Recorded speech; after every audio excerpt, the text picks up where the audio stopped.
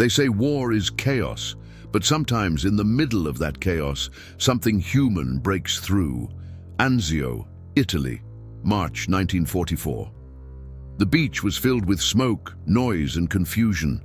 Among the shouting and the wounded, a young woman ran, desperately searching for someone she loved. Her name was Emily. She wasn't a soldier, she was a translator and a sister. And in that moment, surrounded by pain and fear, she saw a tall figure in uniform. She thought it was her brother. She ran toward him and hugged him tight without a word. But the man wasn't her brother. His name was William Carter, an American major with tired eyes, a heart full of stories, and a past he tried to forget. That one moment, one embrace, would change both of their lives. Not because it was part of some grand mission, but because it reminded them what they were fighting for. Welcome to the channel. If you believe these stories should never be forgotten, join us. Subscribe now and turn on the notifications to help keep every memory and every story alive. Fade into a warm, golden-toned image of Emily looking at William, both frozen in the moment. Then the music swells gently. Without further delay, let's get straight to the point. The war didn't stop for anyone, not even for those who were trying to hold the world together in the background, like Emily. It had been a long week since the landing in Anzio. The sea breeze still carried the scent of oil, smoke, and tension. But now, Emily was far from the beach. She was stationed in Casino, working inside a dusty, overworked field hospital that had been set up in what used to be a school. Her role wasn't glamorous. She wasn't a nurse, nor a soldier. She was a translator, an invisible bridge between the doctors and the wounded. Her job was to make sure pain had a voice, no matter the uniform it wore.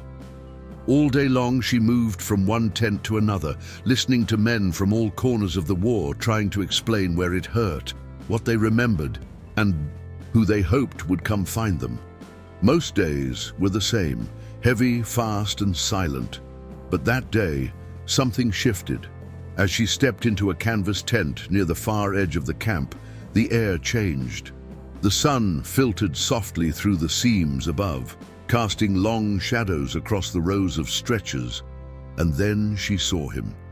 Sitting on the edge of a cot, his leg wrapped in bandages and his jacket folded neatly beside him, was the tall American officer she had once mistaken for her brother, Major William Carter.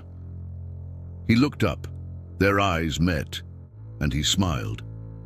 "I believe we've already met," he said, voice calm, with the trace of a southern accent that softened the air between them. For a second, Emily froze. She hadn't expected to see him again. That moment on the beach, the mix of confusion, sorrow, and relief had lived in her memory like a dream.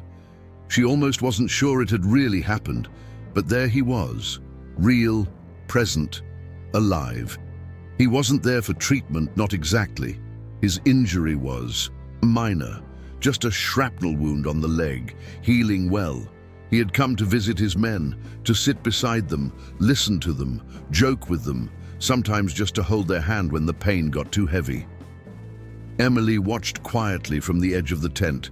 He moved slowly, carefully, like someone who carried more than physical pain. His presence calmed the room. He wasn't just a leader, he was something more, a piece of home these young soldiers could still hold on to. As the hours passed, they spoke again. Not much, just a few words at a time, a name, a memory, a question about the weather in Paris. She kept her distance, careful not to blur the line between duty and something more. But there was something in his eyes, tired but gentle, a kind of sadness that didn't ask for pity, just understanding. William didn't speak much about the war, but when he did, it was never about himself. He talked about the young man from New Jersey who loved to sing in the trenches, about the quiet medic who carried a photo of his little girl in his helmet, about the sergeant who still wrote letters to his wife every single night, even though he hadn't heard back in months, and Emily listened. She listened not just with her ears, but with her heart. Because these weren't just stories, they were echoes of a life she'd never lived, but felt connected to all the same. One afternoon, after translating for an injured Polish soldier who couldn't stop apologizing for crying, Emily stepped outside to clear her thoughts. The sun was setting behind the hills. A soft orange light bathed the camp. William was sitting on a crate nearby, polishing a canteen. She sat beside him. Neither said a word. And in that silence, something passed between them. An understanding, simple and true. Two strangers from different worlds, brought together by the weight of what surrounded them.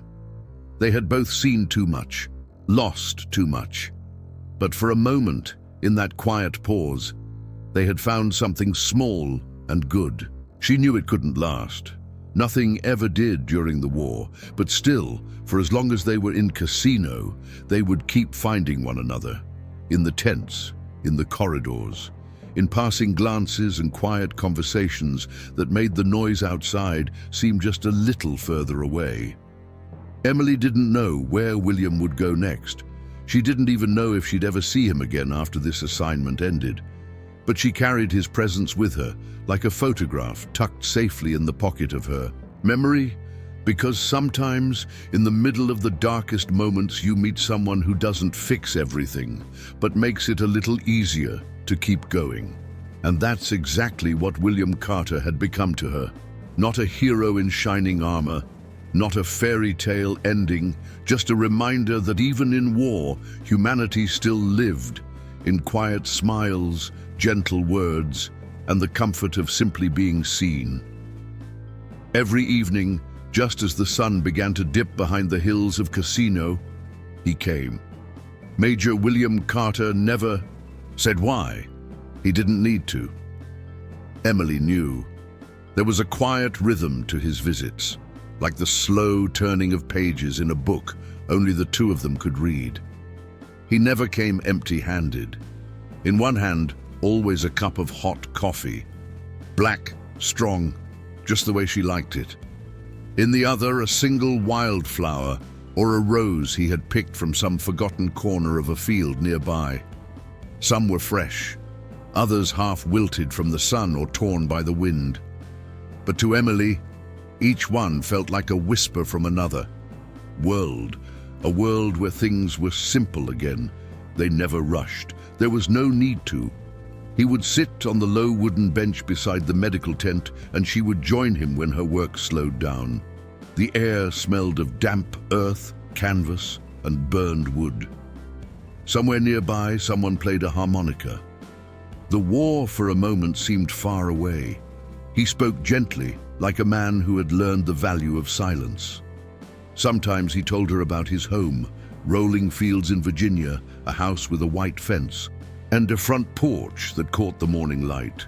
Other times, he'd talk about his little brother, Thomas, who had gone off to fight in the Pacific and hadn't written back in months. "I still remember the way he laughed," William said once, eyes looking out into the dusk, like nothing could ever touch him. Emily listened closely, saying little. She didn't want to interrupt. His voice carried something more than words, memories wrapped in longing, pieces of a man still holding on to something he couldn't quite name. At first, she kept her distance. She told herself it was just kindness, that maybe he was lonely, that she was just being polite. But as the days passed, something began to shift, not with a bang, but with a quiet ache. A slow melting of the walls she had built around her heart. She had lost people too, friends, neighbors, even the version of herself that once believed war was something that happened far away. She had seen too much suffering in the hospital tents, translated too many final wishes, heard too many goodbyes whispered through trembling lips, and yet, when William spoke, it didn't hurt in the same way. It didn't feel like sorrow. It felt like healing. There were no declarations, no promises, just two people meeting again and again at the end of long days, finding comfort in the silence between them. Some nights, When he had to leave early, she would find herself standing outside the tent, waiting longer than she needed to, just in case he came back. Other times, she would place the flower he gave her between the pages of an old book she carried in her coat pocket. A small act, but one that made her feel seen, remembered. And although she tried to hide it, he noticed. He always did. One evening, as they watched the sky turn violet and gold, William handed her a rose with a broken stem. "Not perfect," he said with a crooked smile, "but still standing." Emily didn't answer. She just held the flower close, feeling something stir deep inside. Her chest, a mixture of sadness and hope she hadn't felt in a long time. The war hadn't ended, the pain hadn't vanished. But somehow, in those quiet visits, a new story was beginning to unfold. One that wasn't written with orders or strategy, but with simple words, small gestures, and the kind of connection that grows slowly, like roots under the soil, waiting for peace. The night the message arrived, something in Emily's world broke. It was nearly midnight when a soldier handed her the note, scribbled in haste, corners torn, smudged with dirt. Her hands trembled as she read the words.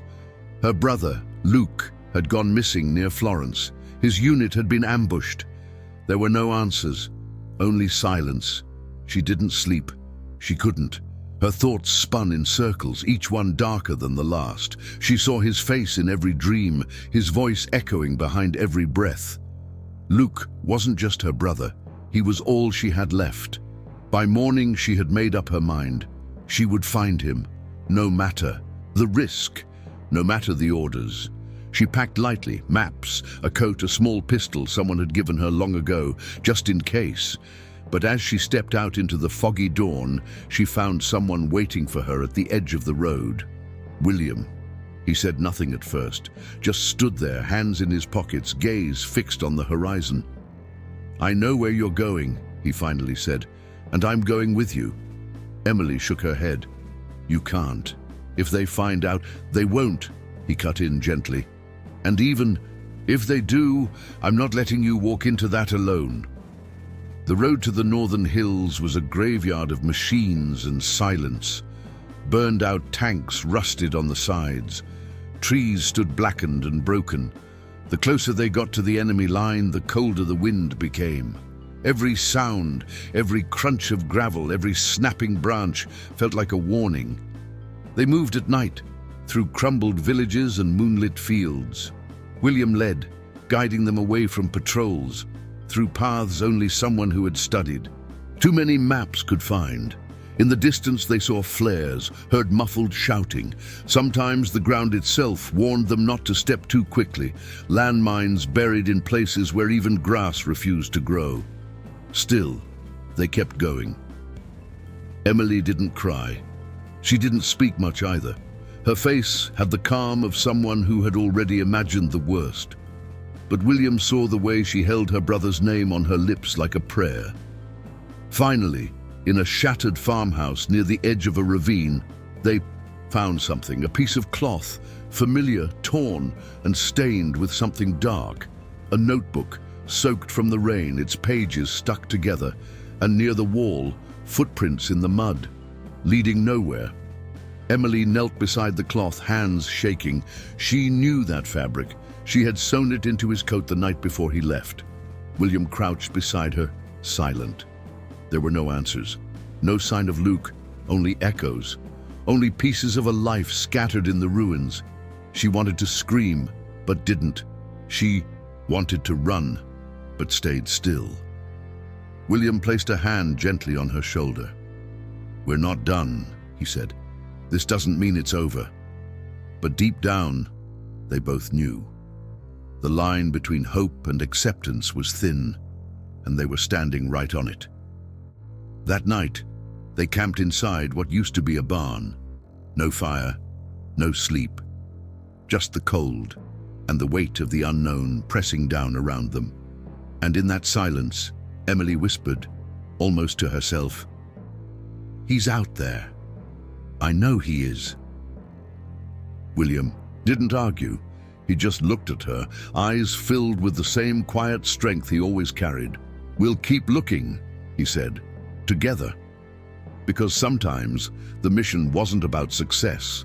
Sometimes it was about not letting someone face the darkness alone.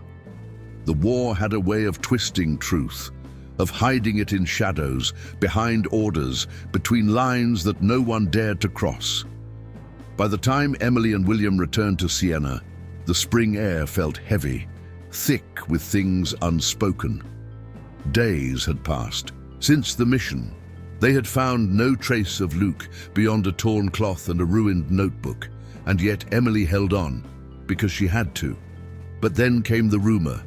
It started as a whisper in the corridors of the Allied headquarters, a briefing she overheard by accident, a village, a raid, burned houses, locals forced to flee into the forest, and somewhere in the middle of it all, her brother. The village had been one of the last strongholds of the resistance in the region. Luke had been there, and a division connected to William's unit had been the one to strike. At first, she didn't believe it. She couldn't. But the facts lined up too neatly. The location, the timing, the names on the report. She waited until the end of the day when the sun was low and the corridors were quiet. William was in the strategy room, studying a map with other officers. She stood in the doorway, fists clenched, voice trembling with something colder than anger. "You knew," she said. "You knew from the start." William looked up. His eyes, usually steady, flickered with confusion. "Emily, what are you talking about?" "The village, near Florence, where my brother was last seen. One of your companies was there. They destroyed everything. You knew." He stood slowly, something like pain crossing his face. "No," he said quietly. "I didn't know. I swear to you, I didn't." She didn't believe him. How could she? After everything they had been through, the walks, the silence, the flowers, the hope. How could he not have known? Her voice cracked. "You wear medals on your chest, but how many mistakes do they cover?" William didn't answer right away. He looked down at his hands, as if trying to remember what they had done. "I wasn't there," he said. "But some of my men were. That makes it mine, doesn't it?" She turned away, blinking fast. The pain wasn't sharp. It was deep, quiet, and bitter. "I trusted you," she whispered. He stepped forward, but didn't touch her. He couldn't. "I never lied to you," he said gently. "But I carry this too. Every day, not just the things I did, but the things I couldn't stop." The silence between them stretched, filled with all the things they couldn't say. She wanted to hate him, truly, but something inside her still saw the man on the beach, the coffee, the rose, the long nights sitting side by side in the dark. William wasn't the enemy, but he was part of the machine that had hurt her, and that was enough. "I need time," she finally said.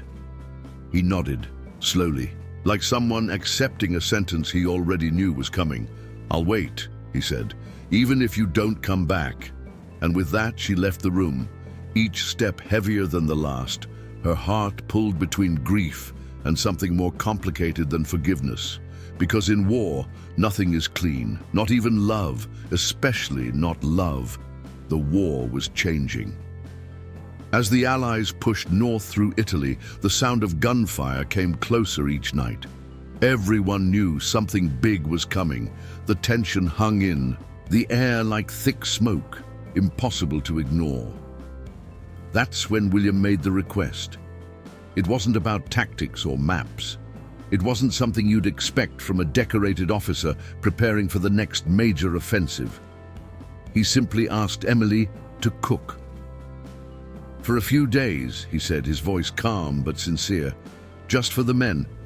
They need to remember what home tastes like, even if it's only for a little while." Emily blinked, unsure if she'd heard him right. She wasn't a cook. She was a translator, a sister, a woman still carrying the ache of her brother's absence like a stone in her chest. But William didn't push. He just looked at her the way he always did, quiet, steady, respectful. She said yes, not for him. At least that's what she told herself. She said yes because somewhere, maybe out there in the hills, her brother was still alive. And if he were with his own unit right now, wouldn't she want someone to do the same for him? The next morning, she stepped into the supply tent and pulled on an apron that smelled of dust and olive oil. It was strange at first, the clatter of metal pots, the steam rising from a boiling pot of broth, the laughter of soldiers pretending just for a moment that they weren't soldiers. They gave her space, respect. Most had never seen a woman in the camp before, let alone one stirring a pot of lentils and handing out warm bowls with a tired smile. William didn't hover. He passed through, offered a hand when needed, and brought her fresh bread when he could find it.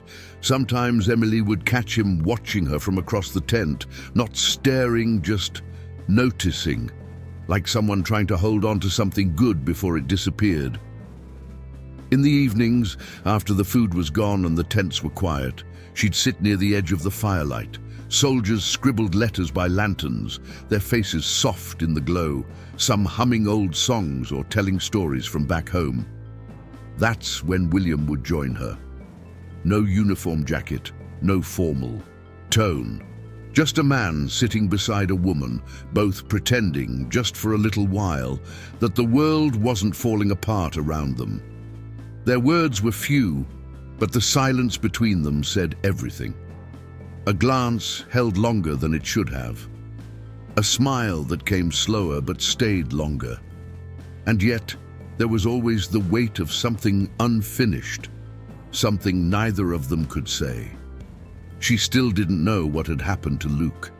That ache never left her. And William, he never stopped carrying the guilt of 1,000 choices, some his, some not. But in that tent surrounded by steam, the scent of warm food and the quiet hum of tired hearts, they found something rare. A moment that felt almost human. A moment that didn't belong to the war. The night before, Florence changed everything. The air was still, heavy with anticipation. Everyone in the camp could feel it, like the sky itself was holding its breath. The next morning, the men would move toward the city. The briefing called it a necessary advance. But everyone knew what it meant. It would be brutal. William walked through the camp slowly, past rows of sleeping soldiers and flickering lanterns. He wasn't looking for orders or strategy. He was looking for her.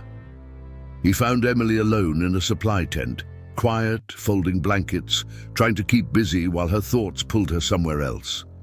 The moment she looked up and saw him, she knew something had shifted. His face, usually calm, was pale. His shoulders, always so steady, were tense, and in his eyes, usually so controlled, there was fear. He stepped inside, closed the flap behind him. "I don't usually do this," he said, his voice low. "Let people see when I'm not okay." Emily didn't speak. She didn't need to. "I've led men through things I don't talk about," he went on, "but tomorrow something feels different.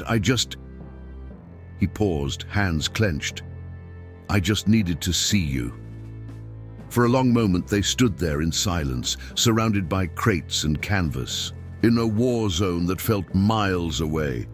Then she stepped forward and wrapped her arms around him. Not by mistake, not out of confusion or desperation, but because she wanted to, because she understood.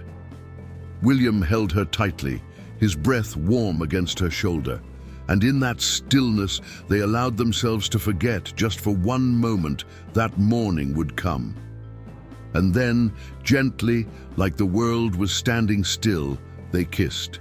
It wasn't rushed, it wasn't dramatic, it was quiet, honest, filled with everything they hadn't said.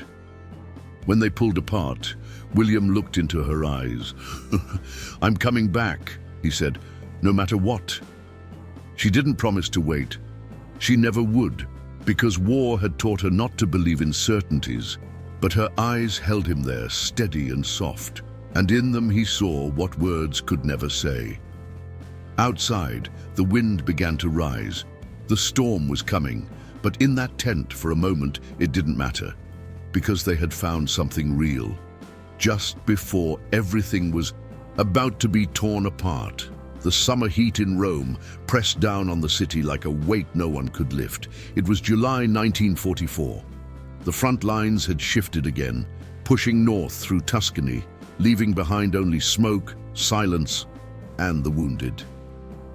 Emily had stopped asking questions.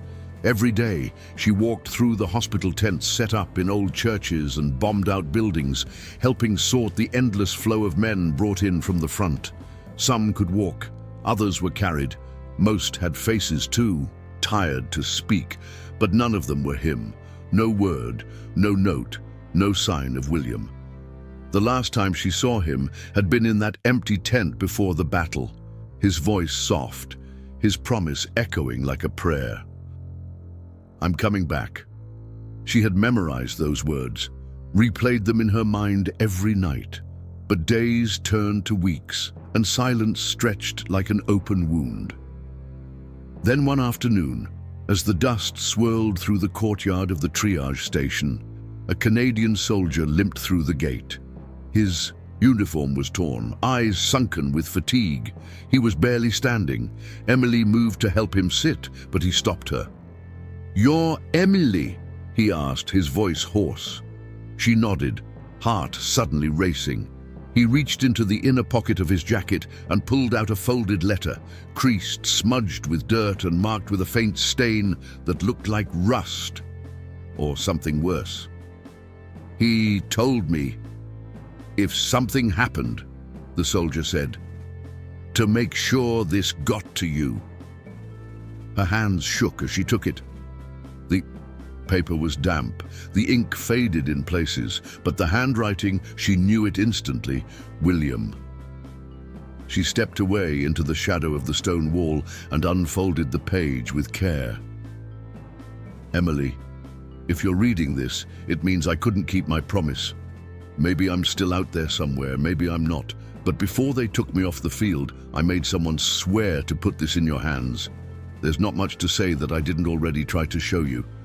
But if this is the end, then there's one truth you should carry with you. You were the only home I found in this war. Not a place, not a memory. You. And if I don't get another chance to see your face, just know that it was your voice I heard when the world went quiet. W. Emily read the words slowly, then again, afraid to blink in case the letter disappeared. Her breath caught in her throat.